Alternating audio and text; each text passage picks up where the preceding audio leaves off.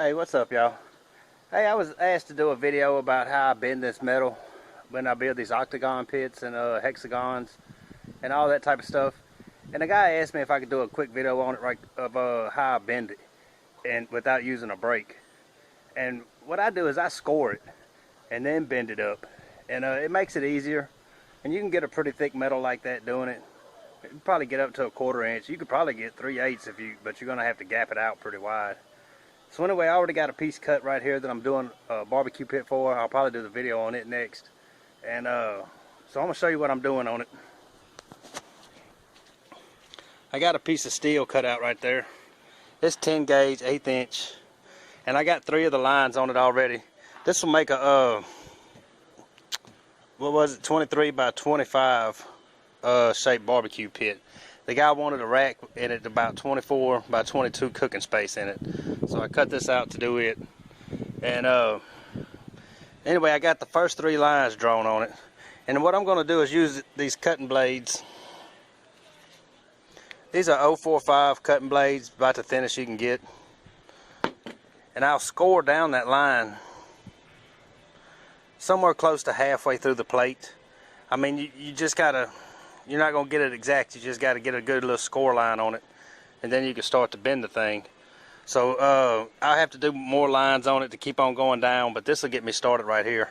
And with the octagon, when I bend it up, I already know that I gotta bend each one at 45 degrees. So I mean, it's pretty easy with the octagon. If you were doing a square, you know you'd have to bend it at the whole 90. So I mean, when you get into other shapes like a hexagon, I think they're 60 degrees. If I remember right, they're 60. And some other ones I'd have to figure it out. But I know this octagon is 45 degrees. So I'm gonna score these lines and show you how I bend it up.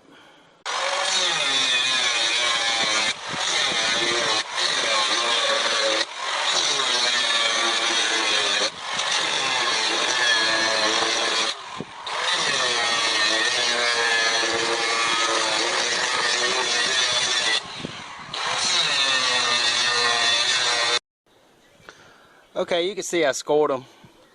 You can't really tell the depth of them through the camera, you know, but it's around halfway. You just got to kind of estimate it. Now, if you're doing,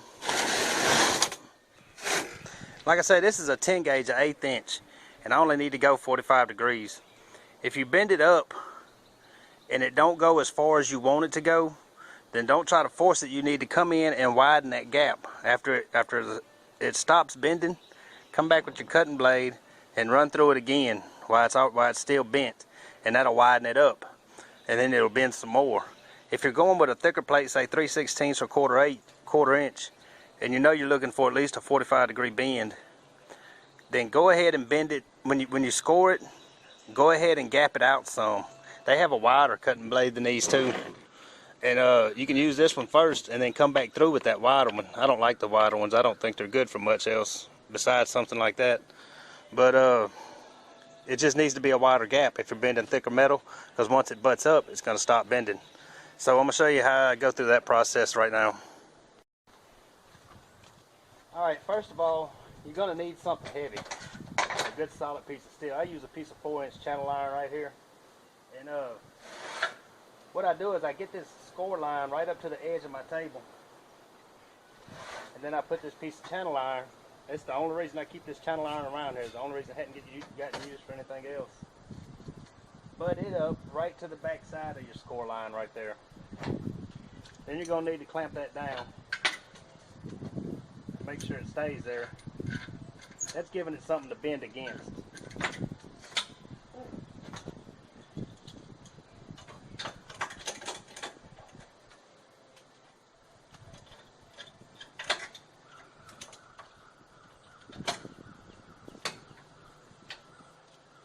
Then after that, you're going to need another heavy piece of steel. And what I use is this 4-inch, 3/8 flat bar. It's another thing that stays around here just for that purpose.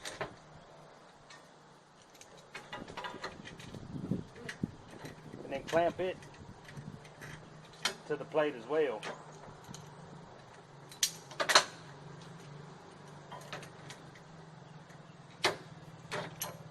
I like to clamp it to the back side This would help if it was the same length as what you're doing.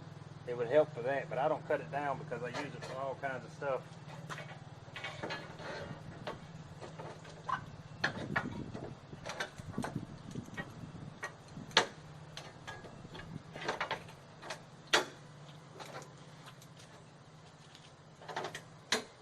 Then once you got something heavy, that gives you a stress point all the way across it instead of just where you have your clamps there or where you're bending it at.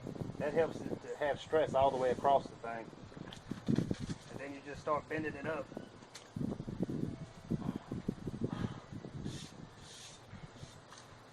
If you have something like this, I can push it back against the table if I know it's 45 and put a triangle, a speed square under it. But I'm going to get my angle finder just to show how to use it. Alright, with this angle finder, I know it's not going to focus in on the numbers, but it's got a magnet on the bottom. I can stick it on there and see what we're sitting at, and we're sitting right at 45 degrees on there. So that'll let me know I can go on to the next bend, and I'll do the same thing. I'll move this stuff up to the next one, just pull the sheet down, move it up to the next one and bend that one, and just keep going around like that. So let me show you that right quick.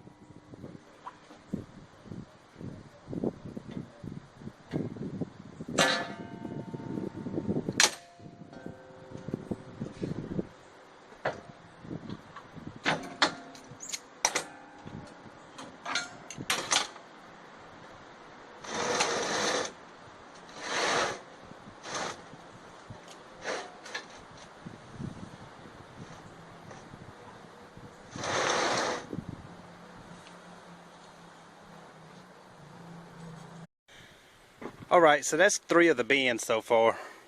Got 5 more to go. And like I say, you can still see it sitting on 45. When you get to the end of whatever you're doing, if you're folding a box, if you're folding an octagon, whatever, you may have to tweak it a little bit. And I mean, that's just part of the game, you know. And if you feel like sometimes you might score a little deep and it feels like it's not wanting to hold its shape right there, so when you make your bend and you got the angle you want, run you a couple tacks on it, and that's going to hold it in that position until you get ready, you know, until you get finished bending it up. And you can come back and weld that out if you want to on the inside, you know, if you feel it's necessary. I don't always feel it's necessary, so I don't necessarily weld them out all the time. And you can see it gives you a good crisp bend on it because you're already, you put that score line on it. I don't think you could get it that crisp if you used heat, you know. And if you tried to use a torch to heat it, man, it would take forever to heat that thing and keep it hot and trying to chase that red spot. So that's what I like to do. I'm going to finish bending that thing up. It's almost dark out here now, so I'm going to finish, get me some lights hooked up out here, finish bending this thing. And I need to go on and get this thing done. I got a lot of stuff to get done. But, so anyway, I hope this helps somebody. A guy asked me how I was doing it, and that's about the best I think I can explain it, you know. You score that line, you put you a good heavy piece of metal, clamp it down right there. That's giving you a bend point. And then when you put something on the back side, that's giving you a stress point. If you scored it deep enough, you might not even need nothing on the back side. It might just bend right up. But once you get your shape, come back, put you a couple tacks inside there. If, like I say, if you want to, weld it out. And if you don't think it's necessary to weld out, then don't, you know. But anyway, I hope that helps somebody. I'm going to go and get some lights hooked up before it gets all the way dark and bend this thing out.